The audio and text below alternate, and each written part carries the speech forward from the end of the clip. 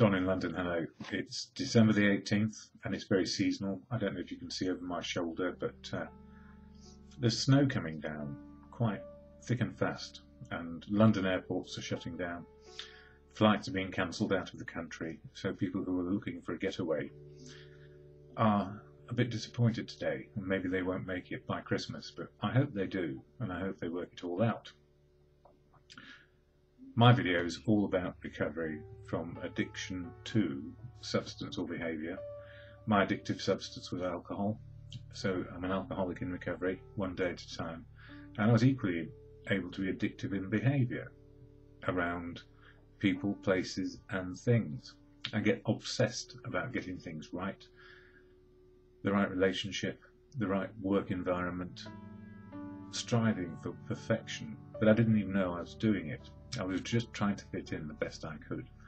But I always lent heavily on alcohol to take the edge off, because my mind wouldn't keep quiet. It was always full of noise about how to be the best or whatever I could be, and to share being the, well, not necessarily to brag or ego, because I didn't even know that that was what I was running on. An ego so thin and brittle that it would break very easily. Anyway, I've found recovery. Thank you, family, friends, community, professionals, and in particular, on an ongoing basis, the fellowship of AA, Alcoholics Anonymous. And I share a little bit about what AA is here, simply to share it in a way which might be helpful to people who are new or interested in being sober. That's it, a desire to be sober. And I share from AA literature. I've just dropped it on the floor. The AA Preamble. Try not to get out of camera range. This thing, the AA Preamble here, which is shared at every meeting. And I'll talk about that in a moment. And then I share from the Daily Reflections, this book.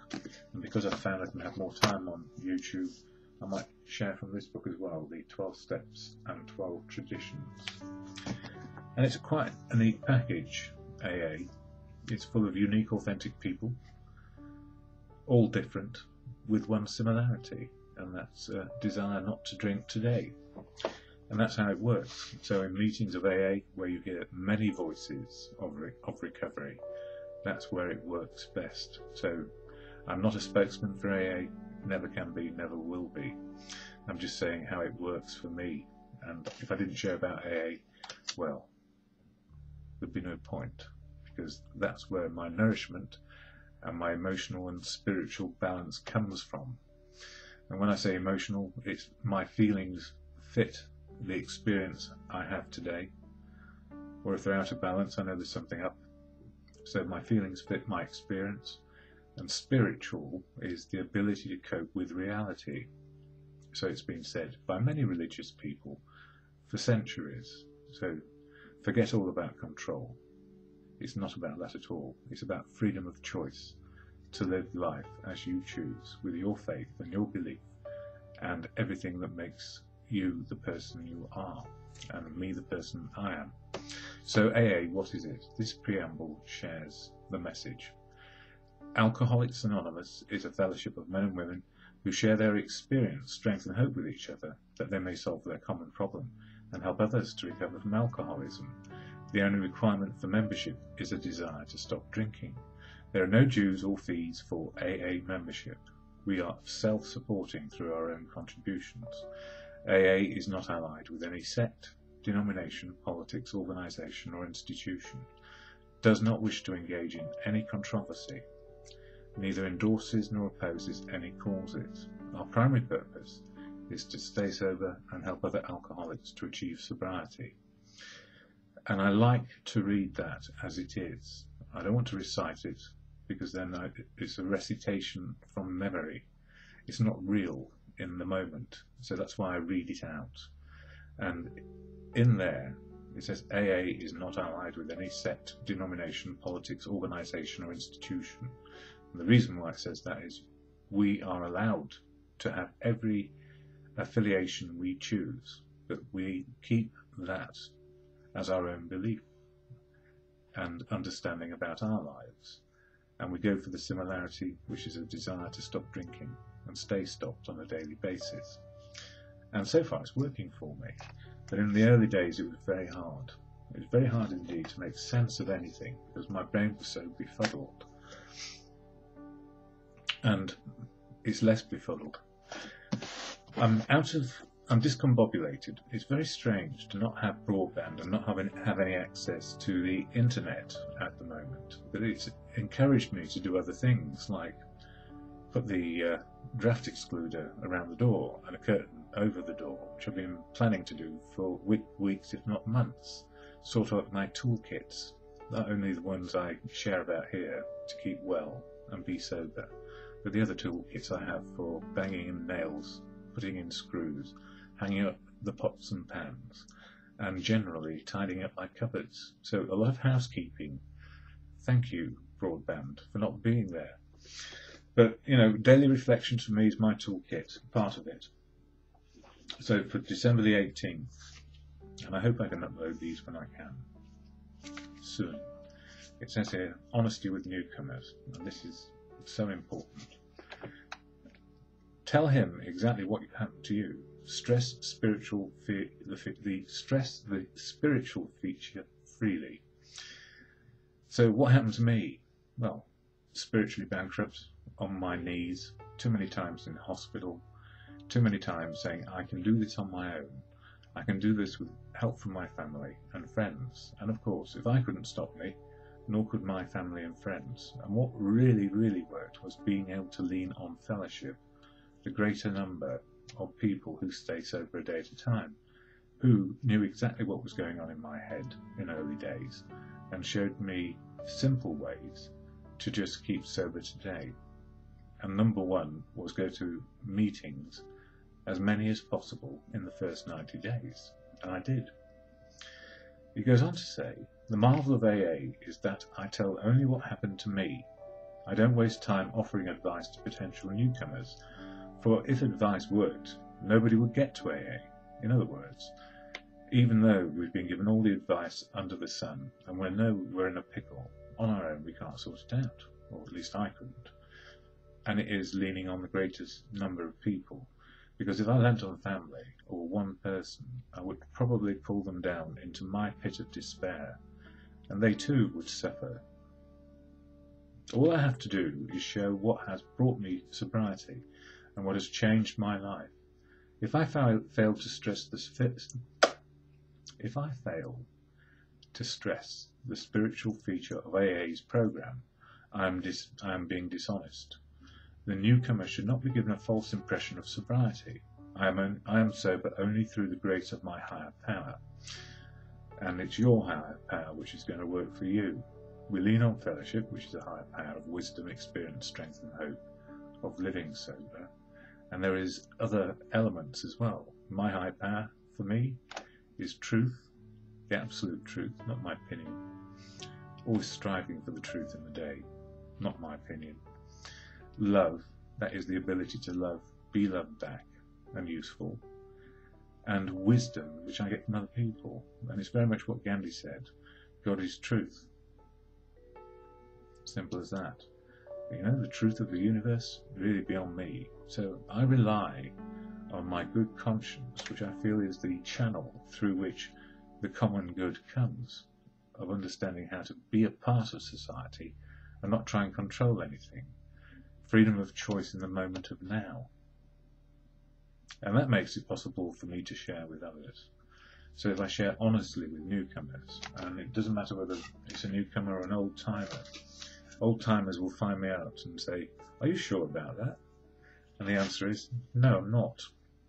But the 12 steps of AA, practicing the 12 steps, is keeping me as a unique, authentic human being with my own spiritual beliefs in truth, love and wisdom.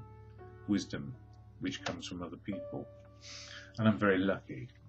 So that was the daily reflections. And after the daily reflections I share about the Serenity Prayer.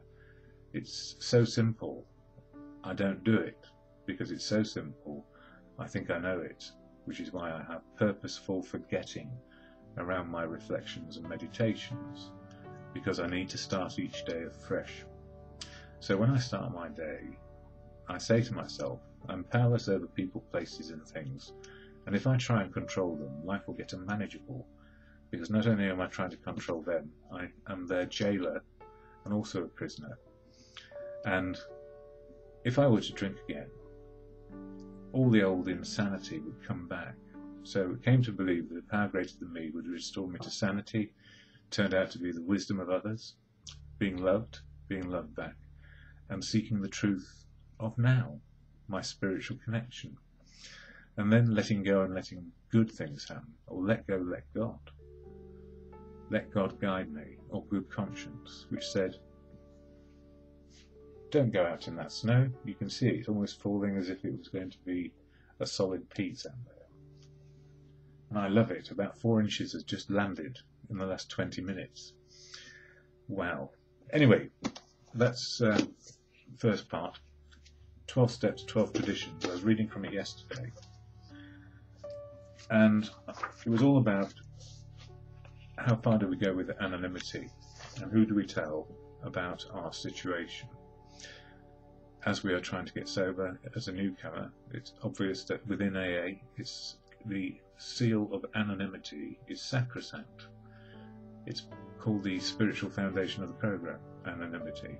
Simply, it's a place where people can talk freely with their peers. Everybody's the same size, unique, authentic, with their own ideas, but we're all equal in our ability to speak our truth, or what we think is the truth. But in early days, we'd talk a lot of twaddle.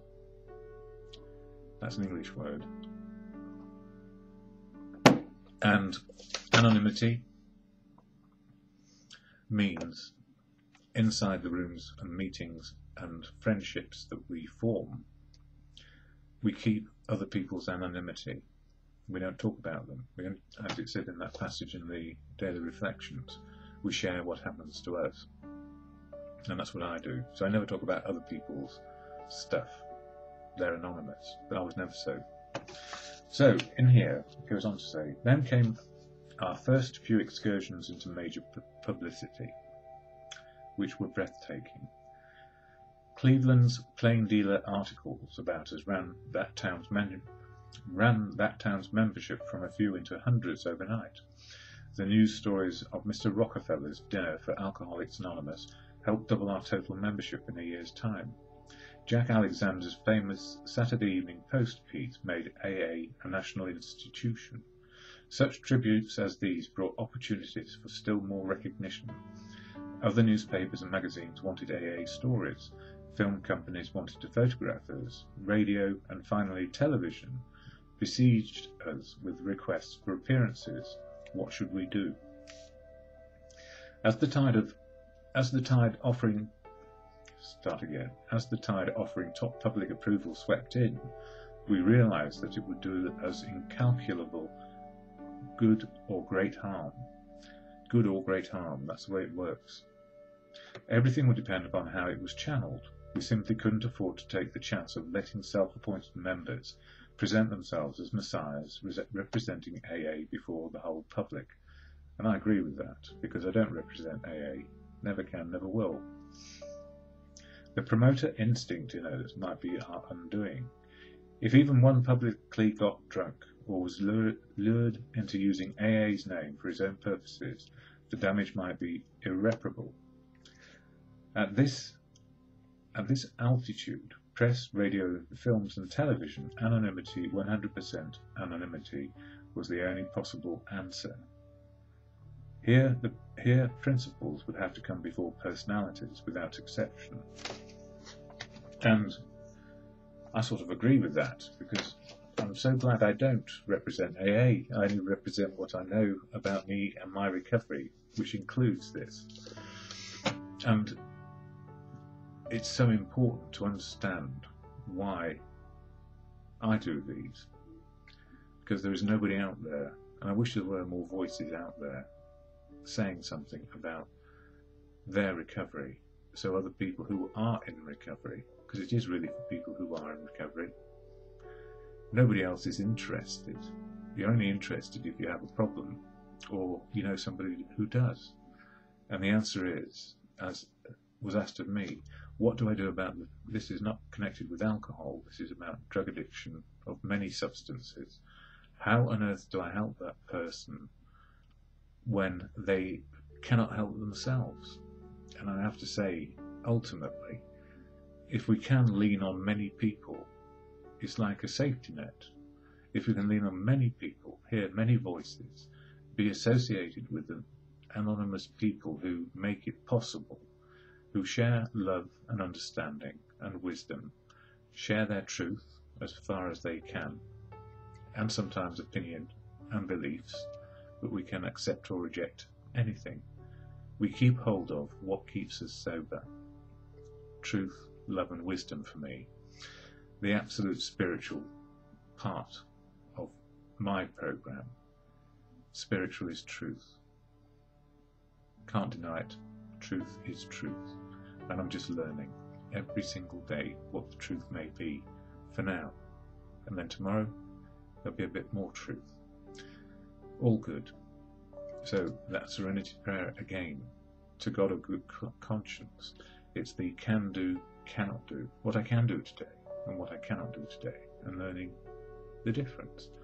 So as a prayer without any embellishment, God, grant me the serenity to accept the things I cannot change, courage to change the things I can, and the wisdom to know the difference. For me, just for today.